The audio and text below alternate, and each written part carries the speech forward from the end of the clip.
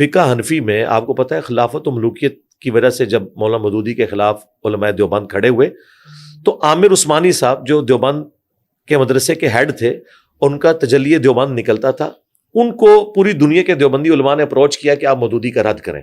انہوں نے خلافت و ملوکیت پڑھی، 6 مہینے کے لیے وہ سکتے میں چلے گئے، صرف نماز کے لیے باہر نکلتے تھے، کھانا پینا بھی اپنے کمرے میں. وہ مخبوط الحواس ہو گئے. انہوں نے کہا مودودی نے جو کچھ لکھا ہے نا خلافت و ملوکیت میں، اگر تو یہ سچ ہے تو اس سے بڑا کوئی بندہ نہیں ہے جس نے تاریخ کو، ٹروتھ کو ریویل کیا، اور اگر اس نے جھوٹ لکھا ہے تو اس سے بڑا دجال کوئی نہیں ہے. 6 مہینے بعد انہوں نے 700 صفحوں پہ مشتمل کتاب خلافت و ملوکیت کے حق میں لکھی، جو تجلی دیوبند ان کا ماہنامہ نکلتا تھا اس میں وہ چھپتی تھی. اس میں انہوں نے اس وقت کے جتنے دیوبندی علماء کے جوابات دیے، اس میں انہوں نے بڑی اسٹانشنگ بات کی. اس کی وجہ سے مجھے یہ بات یاد آئی. انہوں نے کہا کہ یہ بتاؤ کہ حضرت عثمان غنی رضی اللہ تعالیٰ عنہ نے جو ڈسیزن حضرت ابو بکر اور عمر کی خلافت سے ہٹ کے کیے ہیں، تو اس میں اب آپ ڈسیزن کرو.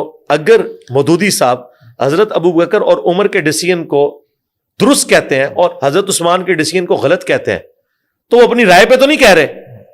اور پھر انہوں نے کہا کہ چھوڑ دو، فقہ حنفی کی پرانی کتابیں ساری پڑھ کے دیکھو، ان میں لکھا ہے کہ مال غنیمت کی تقسیم مسلمانوں میں حضرت عثمان کے طریقے پہ نہیں ہوگی، ابو بکر عمر کے طریقے پہ ہوگی.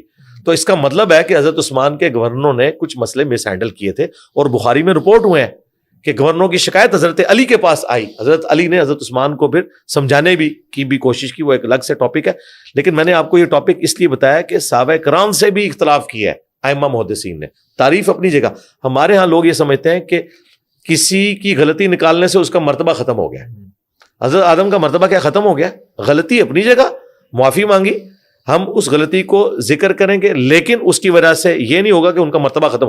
یہاں کہتے ہیں کسی عالم کی غلطی نکال دی تو اس کا مرتبہ ہی گر گیا جی. ہاں، جہاں فاش غلطی آتی ہے وہ میں اپنے پیشن سے بیان کروں گا. مثلا اگر کسی نے ختم نبوت کے حوالے سے اپنے نام کا کلمہ پڑھا یا اسے انڈورس کیا یا پڑھنے والے کو انڈورس کیا، تو میرا تقاضا ہے، کیونکہ میں قادیانیوں کے اس جھوٹے دعوے کے خلاف کھڑا ہوں، ان کے پاس سب سے مضبوط ہتھیار یہ ہے کہ مسلمانوں کے صوفیاء نے بھی اپنے ناموں کے کلمے پڑھائے، تو میری مجبوری ہے اس ٹاپک کے اوپر بولنا.